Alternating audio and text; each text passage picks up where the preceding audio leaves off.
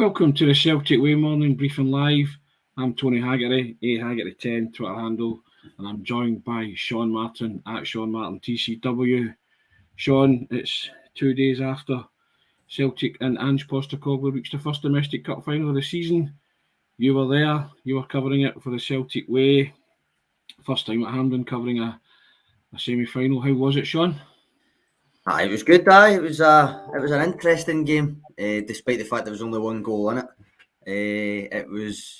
I never ever felt at any point that Celtic were really under any threat from St Johnstone. I think the kind of praise that I've kind of heard of St Johnstone's performance is pretty overblown. I didn't think they offered anything really apart from physicality.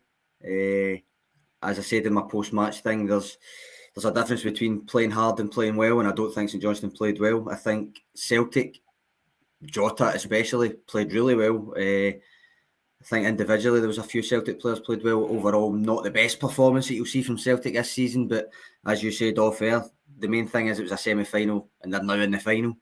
Yeah, and I just wanted to highlight something, Sean. Yourself and myself picked the same team on Friday, and we included James Forrest, and we included James Forrest for a reason. And the reason we included James Forrest was because he had all the big experience and he came up with big goals in big games. And lo and behold, does he not walk onto the park? And 4 minutes after coming onto the park, he scores a big goal in a big game again.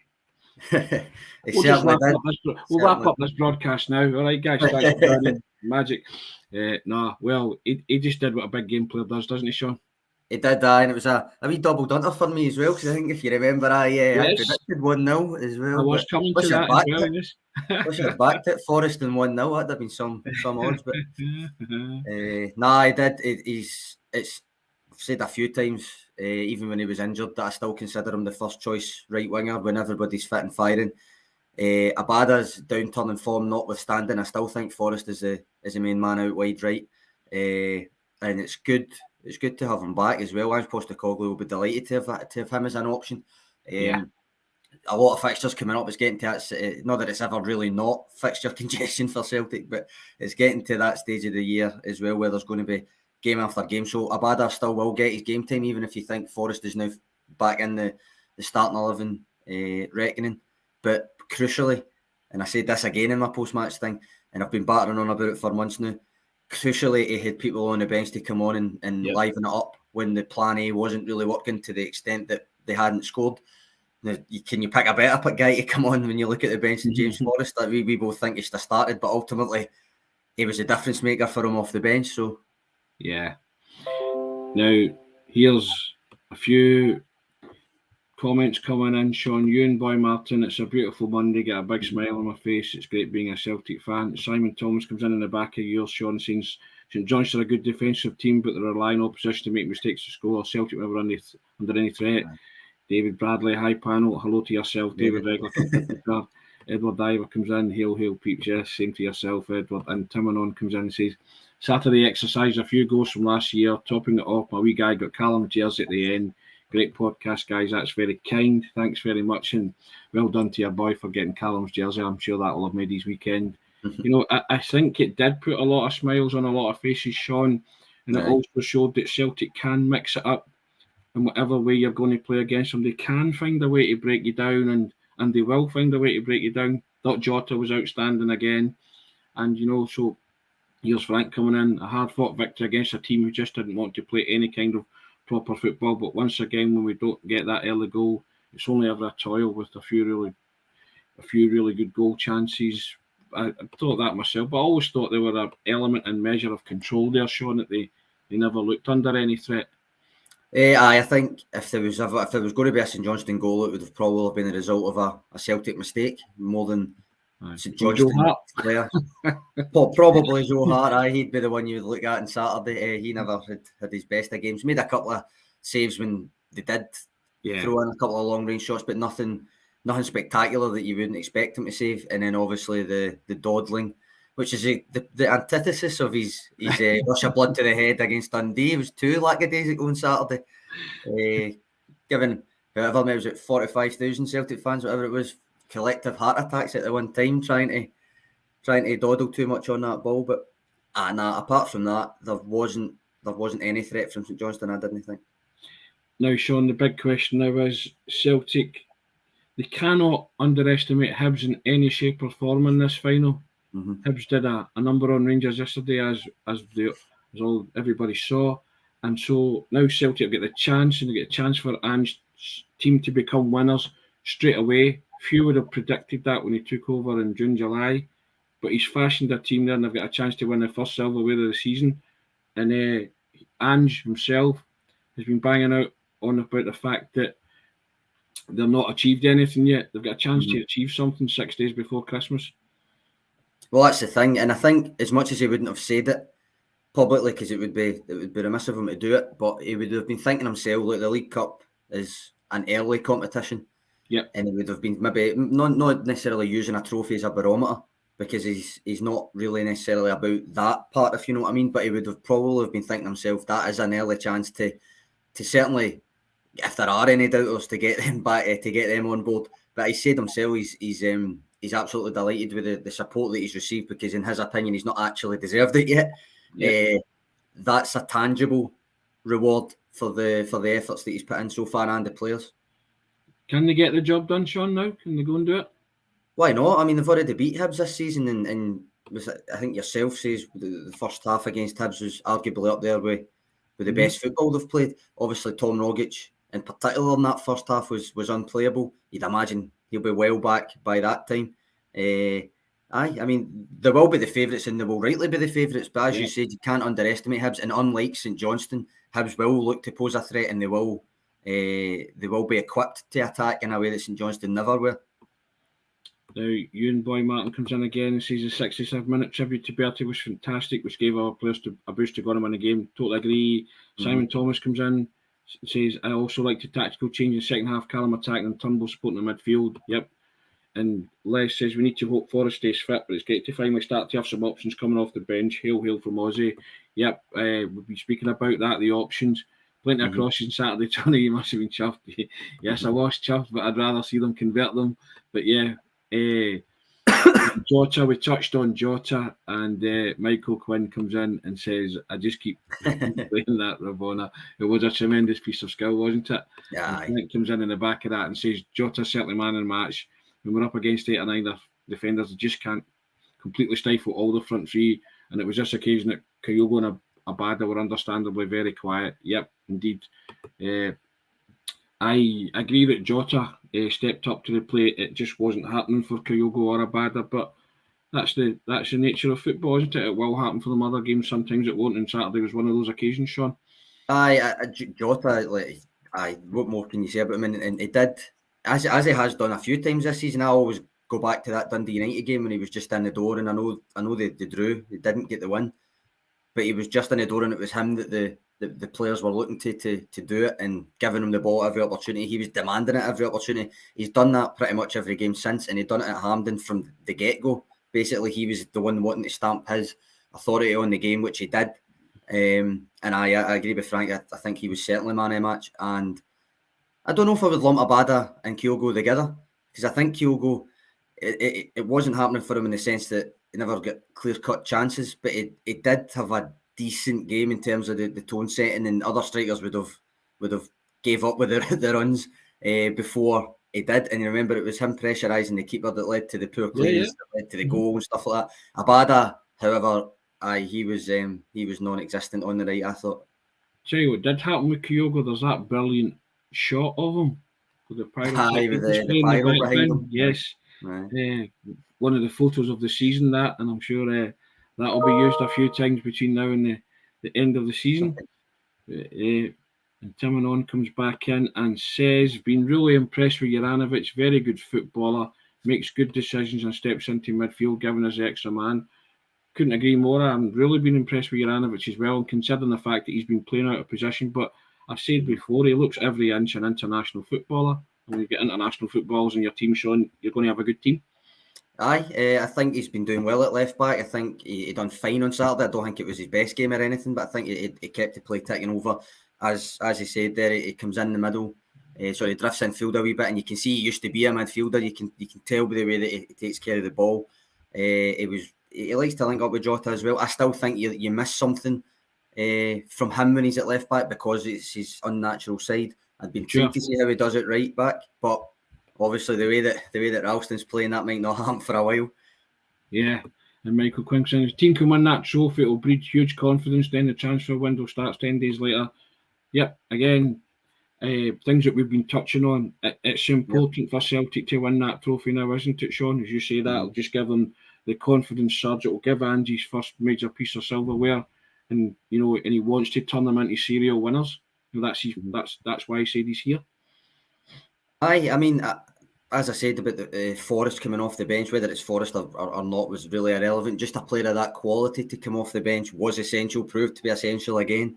And I kind of mentioned it when I was doing my kind of reflective piece after it, that as much as it obviously worked on Saturday, he still needs more.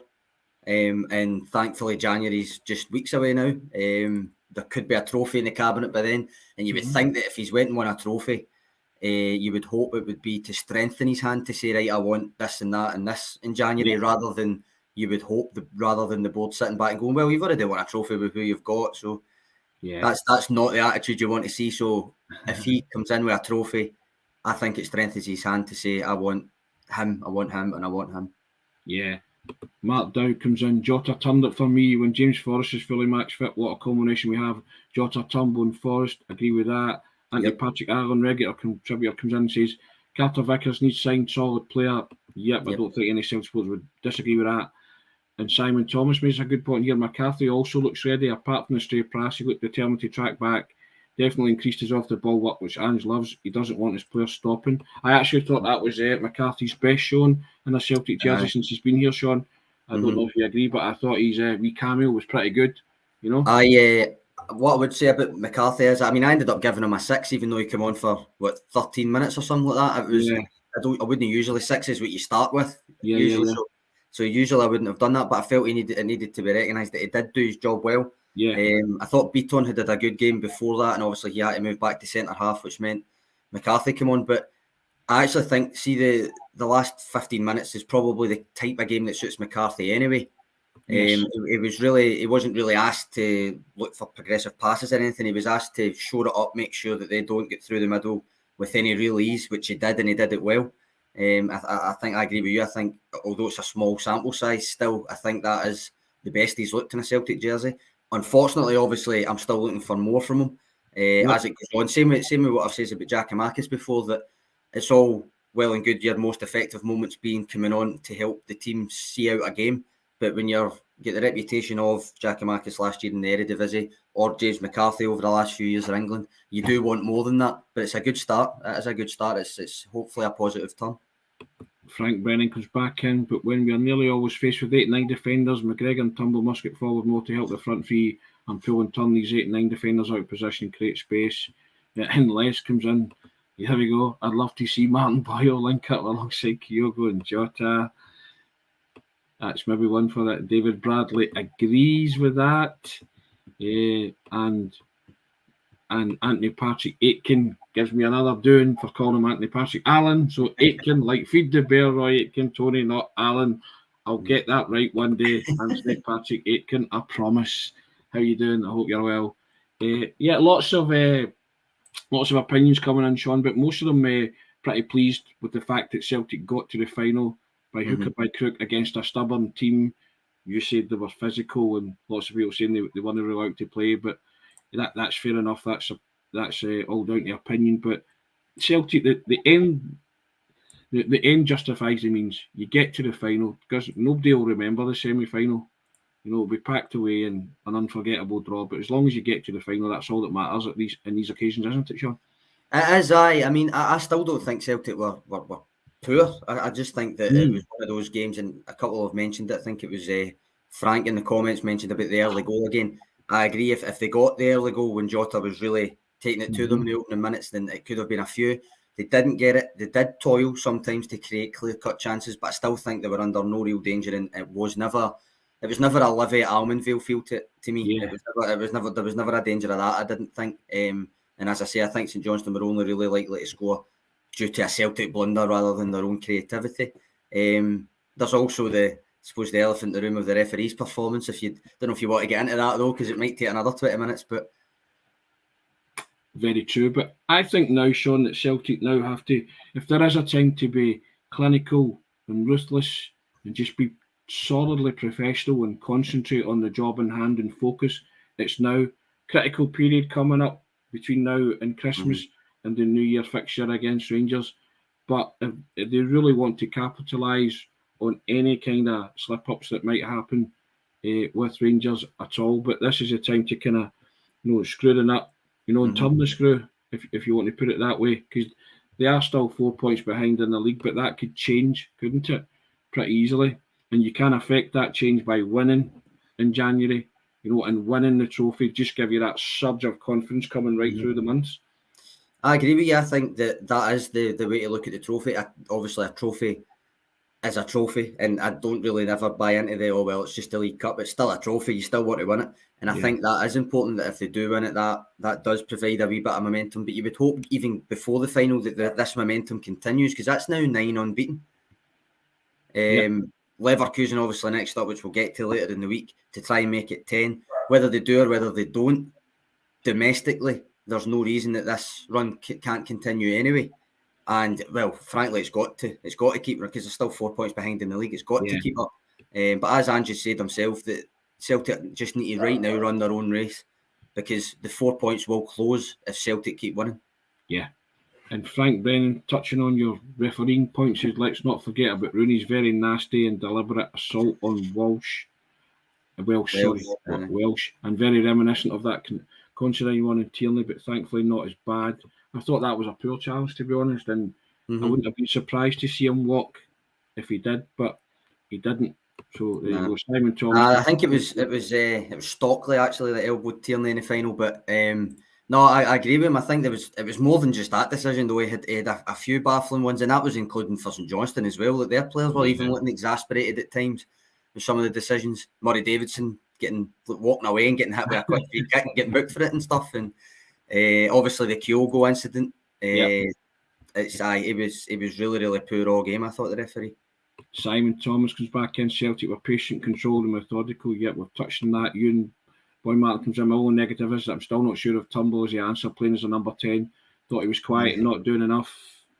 I agree with that. I think David Bradley says keep the pressure on. Tony, that's what we've been talking about, capitalising. What did you think yourself, Tony? See about Turnbull? I've been trying not to really be overly critical of Turnbull this season, because I do think it's been ups and downs, and he's still only in I think the start of his third full season as a senior pro and stuff. But I was quite disappointed on Saturday. I can't lie. I gave him a 6 out of 10 because he did play a couple of through balls eventually that were dangerous, but in particular, and I've said this a few times this season, he holds onto the ball far too long for me in the middle. I think Beaton gets criticism for that, but I actually think Turnbull's more harmful with how long he holds onto it sometimes. Also as well, David Turnbull, as you just pointed out, it's his third kind of full season, but he doesn't have much big game experience. And that kind of, so, these guys are still learning how to play these kind of occasions. The more and more Celtic reach, obviously they'll get that experience, but that was a pretty inexperienced Celtic team in terms of playing at a Hampden occasion on Saturday. So you had to allow for that, and I was allowing for nerves as well. And, I think certain players have to experience it to sort of say, right, to know what it's all about. So that will have stood them in good stead. They got through it. It was tough because they were playing a team that were season campaigners playing at Hampden. They were 11 cup matches on the sprint, unbeaten. So they came through a bit of a tough test. I think a lot of guys got to grips with it on Saturday. Maybe, as you say, didn't play their best, but at least now they know the bar and the standard that's required to win these matches on a regular basis, Sean. And I think Turnbull's one of those players who needs that. Because of the starting 11 on Saturday, Hart, McGregor, Juranovic and Beaton were probably the only 4 that had any what you would call so-called big game experience, in my opinion.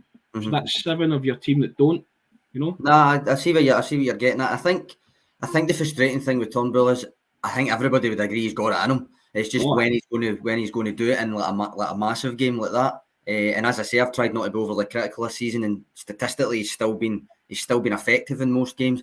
The fact that he takes the set pieces is obviously a big part of that. He's got more opportunities to create in that sense. But I think the criticism on Saturday, it was by no means pathetic or anything. He wasn't as ineffectual as maybe Abada was on the right.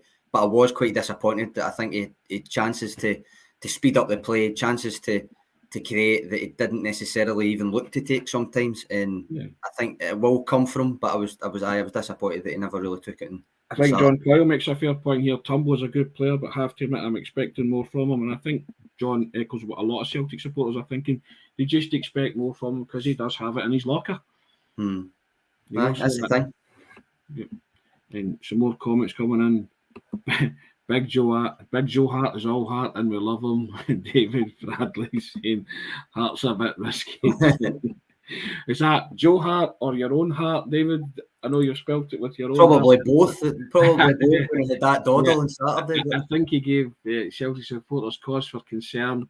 But before we go, I just wanted to pay tribute to the Celtic supporters who paid their own tribute to Bertie Auld on Saturday.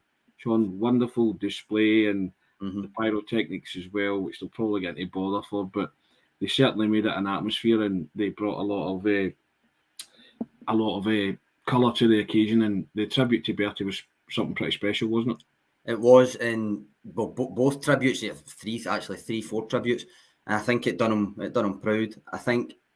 I thought it was maybe the banner would maybe be the start of the Celtic song or something, or but can they play that kind of thing? But I think it was a really nice touch that they used a quote from his dad in tribute to him. I thought that was a lovely touch. And on that lovely touch and lovely note, and as Steve McDonald says in the comment there, happy Monday. It is indeed. If you're a Celtic fan, it certainly is, and you're smiling. So excellent. Guys, thanks for your contributions. Always enjoy it. Keep them coming. Sadly, for most of you, we'll be here all week. But no, we enjoy it. We enjoy the banter as well. And enjoy your Monday, guys. And thanks for your contribution. Thanks a lot, Sean, as well, for your own contribution. Cheers, Tony. Cheers, guys. All the best.